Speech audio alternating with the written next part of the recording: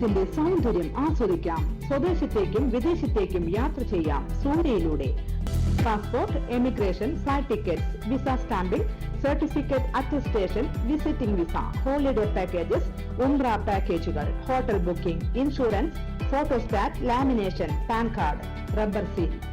Surya international travels and communications, Vadakkanchery, Chelakkara, Delhi, Dubai, ഇപ്പോൾ ആവങ്ങോട്ടുകരയിലും.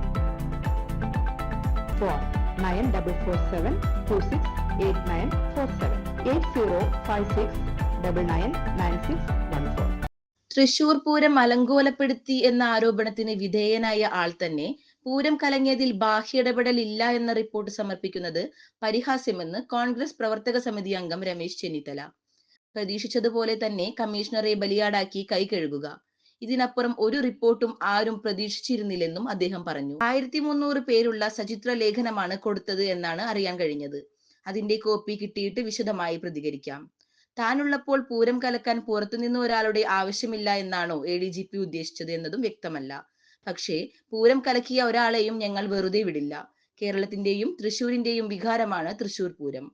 Karuvannur bank അഴിമതി അന്വേഷണം അവസാനിപ്പിക്കുന്നതിനായി നൽകിയ ഡീലാണ് തൃശൂരിലെ BJP വിജയം.